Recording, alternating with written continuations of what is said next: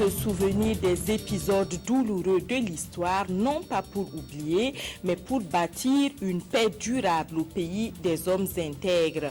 Ce 30 mars, l'on a célébré partout sur toute l'étendue du territoire national la journée du souvenir de la promotion des droits humains et de la démocratie.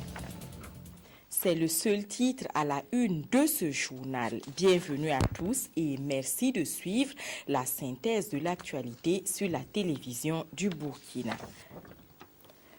Le Burkina Faso s'est donné rendez-vous à Dédougou pour célébrer la 11e journée nationale du souvenir de la promotion des droits humains et de la démocratie. Tous ont réfléchi sur ce thème, respect des droits humains et cohésion sociale au Burkina Faso. Quelle synergie entre les organisations de la société civile et les organismes étatiques. Salinana. Une minute de silence à l'endroit de tous ceux qui ont quitté ce monde sous les affres de la montée vertigineuse, de la violence et de l'intolérance. La commémoration depuis plus d'une décennie du 30 mars est une occasion pour les dirigeants du pays de se souvenir des martyrs, mais aussi et surtout une journée pour réfléchir sur l'état de la démocratie et de la mise en œuvre des droits humains au Burkina Faso. La journée du souvenir de la promotion des droits humains et de la démocratie vise à engager l'ensemble des acteurs de la vie nationale dans une dynamique de promotion d'une culture de la tolérance et de la paix. Ces dernières années, le Burkina Faso est confronté à une recrudescence d'actes de violence et d'intolérance. Particulièrement l'année 2012 a été jalonnée par de nombreux conflits, tant intercommunautaires et fonciers, que ceux liés aux questions de chefferie traditionnelle.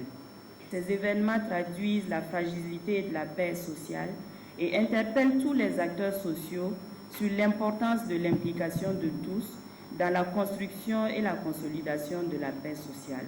En plaçant donc cette journée sous le thème « Respect des droits humains et cohésion sociale au Burkina Faso », quelle synergie d'action entre les organisations de la société civile et les organismes étatiques, le gouvernement interpelle tous les acteurs sociaux sur leur contribution dans la promotion des valeurs de tolérance et de paix.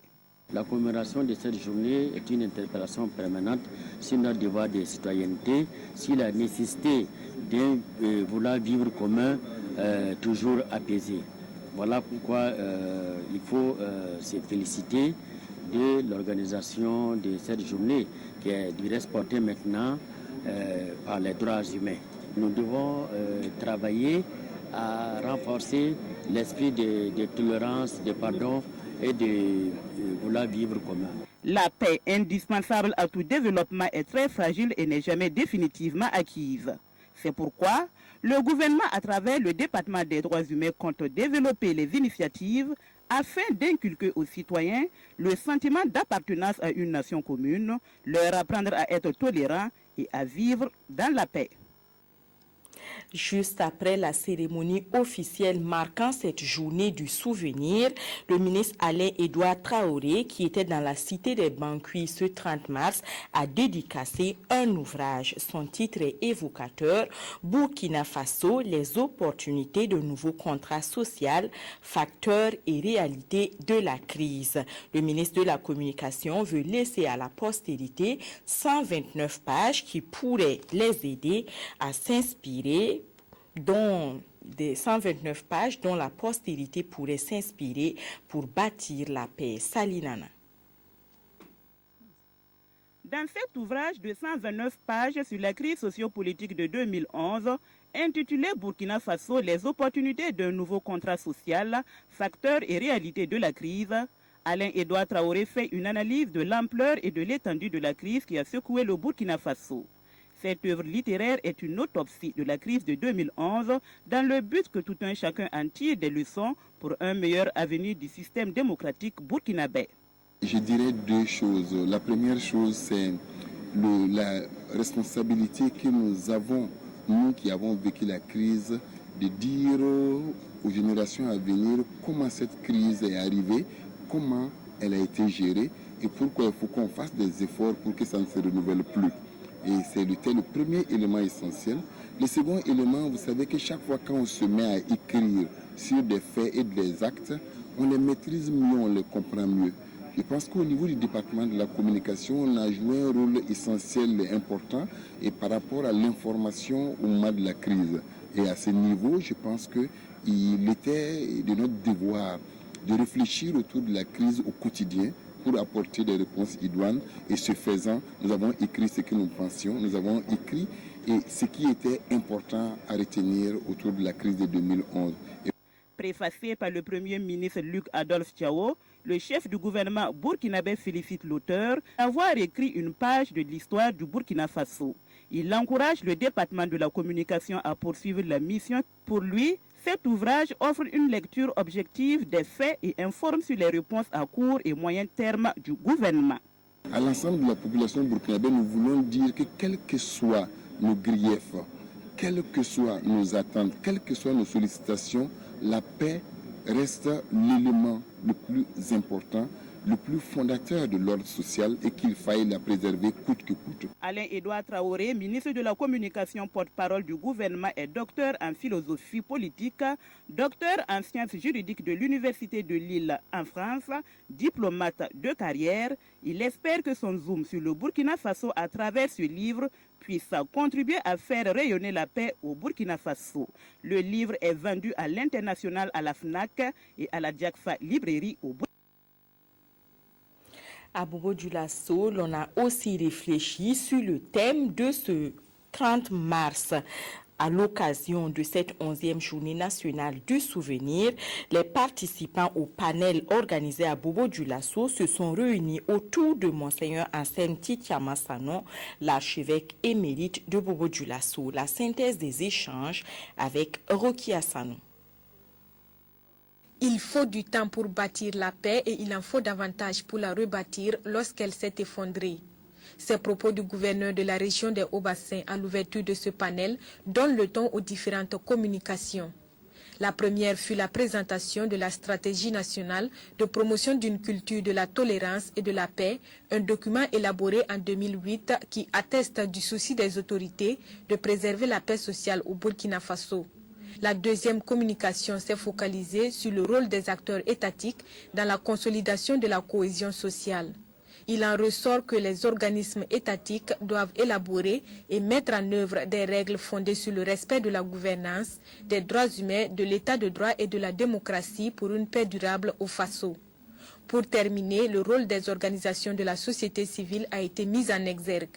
Tout cela dans le but de rappeler aux populations l'importance des valeurs de tolérance et de paix. Il faut ces moments-là où on se souvient, non pas pour ne pas oublier, non, pour dire que ce jour-là, un sursaut national s'est produit et nous avons dépassé.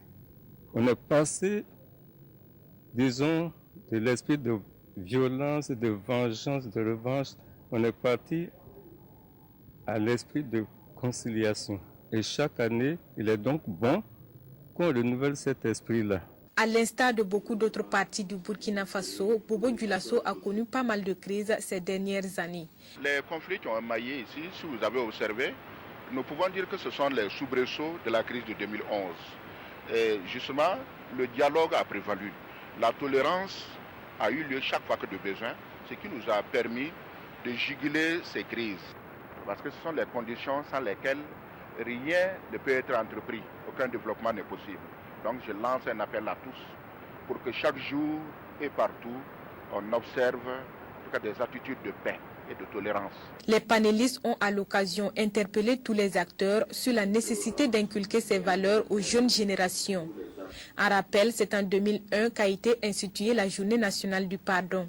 Elle ne prendra la dénomination de Journée nationale du souvenir, de la promotion des droits humains et de la démocratie que 2 ans après. Les 28 et 29 mars, la région du Centre-Est a examiné à son tour le rapport de mise en œuvre des réformes politiques consensuelles. Les délégués de la région sont satisfaits du fait que certaines de leurs propositions ont été prises en compte. Ils espèrent la tenue prochaine de rencontres sur la laïcité et la prise en compte des langues nationales dans la rédaction des rapports pour les rendre plus accessibles aux populations. Adama Koulibaly. L'éducation de la petite enfance, la constitutionnalisation du genre, le statut de la chefferie coutumière ou encore la création du Sénat sont en substance les points qui ont fait l'objet d'échanges au cours de la présentation du rapport de mise en œuvre de propositions de réformes politiques aux populations de la région du Centre-Est. Environ une centaine de représentants des organisations de la société civile de partis politiques de cette région se sont donc retrouvés les 28 et 29 mars à Tinkodogo pour cet exercice. Nous avons noté qu'ils semblaient satisfaits d'avoir enfin un retour de ce qu'ils ont proposé aux assises et nous avons constaté qu'ils l'ont apprécié avec très positivement. Ils ont formulé des recommandations que nous avons prises en compte et que nous allons transmettre au ministère en charge des réformes politiques. Un an après la mise en œuvre des propositions consensuelles résultant du processus de dialogue inclusif, le rapport présenté ce jour aux populations semble rencontrer leur assentiment sur l'essentiel des différentes thématiques abordées. Elles ont cependant déploré la lenteur observée dans la mise en œuvre de certaines propositions non moins importantes, mais aussi une certaine ambiguïté autour de notions qui restent à clarifier.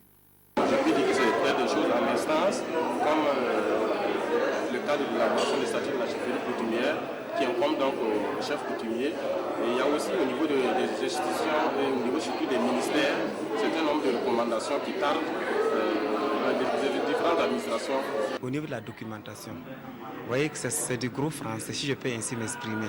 Il y en a parmi nous qui, effectivement, n'ont pas compris un certain nombre de choses. Quand on parle de la création du tribunal de conflit, qu'est-ce que les gens comprennent là-dessus? Hier, par exemple, moi, j'ai posé la question de savoir qu'est-ce que cela veut dire. C'est exprès. Si moi, je suis juriste de formation, je sais ce que ça veut dire tribunal de conflit. Mais la question a été survolée parce que moi, comme il y avait un certain nombre de choses à dire, ça n'a pas été explicité. Mais comme proposition pour les fois à venir, en perspective, si on pouvait en tout cas au niveau de la documentation, au lieu que ça soit seulement en français, pourquoi pas ne pas faire en fonction de chaque région, la localité, la langue qui prévaut. En outre, des préoccupations telles que la participation des chefs coutumiers aux campagnes politiques pouvant porter atteinte à leur crédibilité, la considération du Sénat comme une deuxième chambre ont été soulevées. Au terme des 2 jours de rencontre, les participants ont également formulé des recommandations relatives à la tenue de rencontres régionales sur la laïcité, la prise en compte des candidatures indépendantes dans les élections législatives et municipales et surtout le suivi et évaluation de la mise en œuvre de ces réformes, gage de l'édification d'un Burkina prospère. La Côte d'Ivoire s'apprête à libéraliser ses ondes. En la matière, le Burkina Faso a une longueur d'avance. Lors de sa visite au Burkina Faso, le ministre ivoirien de la communication a tenu à voir comment travaillent sur le terrain les médias audiovisuels privés. Elle a visité pour cela la télévision privée BF1. Maïmouna Traoré. Une visite, un objectif. La Côte d'Ivoire s'apprête à libéraliser son espace audiovisuel. Elle veut s'inspirer de l'expérience du Burkina Faso.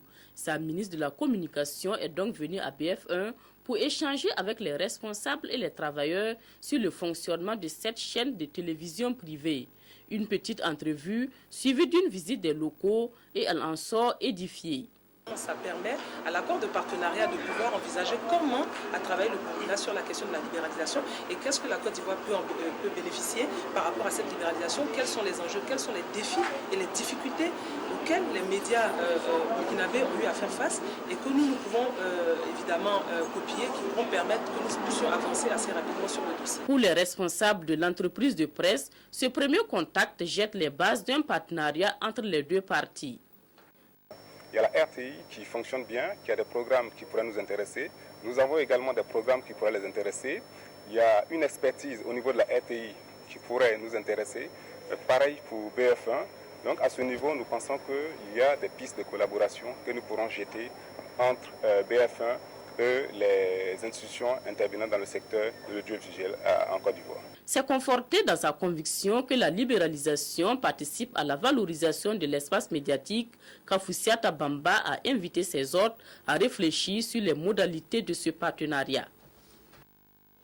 Allons maintenant à Yako, où plusieurs participants à la foire régionale du Nord ont reçu des prix dans 4 domaines: agriculture, élevage, environnement et artisanat. Au nombre des lauréats, il y a les groupements NAM, connus depuis des décennies pour leur action en matière de protection et de préservation de l'environnement. Drissa Seri. Prix d'encouragement et prix spéciaux confondus à cette édition de la foire agro-silvo-pastorale et artisanale du Nord, une 60aine de producteurs a été primé dans 4 filières: l'agriculture, l'élevage, l'environnement et l'artisanat. Ils reçoivent des enveloppes et des prix d'encouragement composés de matériel. C'est la contribution du ministère de l'Industrie, du Commerce et de l'Artisanat et ses partenaires à la promotion des filières agro-silvo-pastorales, halieutiques et artisanales. Ce prix d'abord, c'est l'ensemble d'un groupe, c'est le travail d'un groupe. C'est au groupement NAM, c'est le travail d'un groupe. Ce n'est pas une seule personne, c'est l'expérience de plusieurs personnes. Donc je me dis que ce prix va nous pousser à mieux faire des recherches et puis mieux valoriser ce que nous produisons. Par exemple, la tomate se produit tellement à Waïbia qu'il y en a beaucoup qui se produisent. On peut récupérer cette tomate et en faire beaucoup de choses.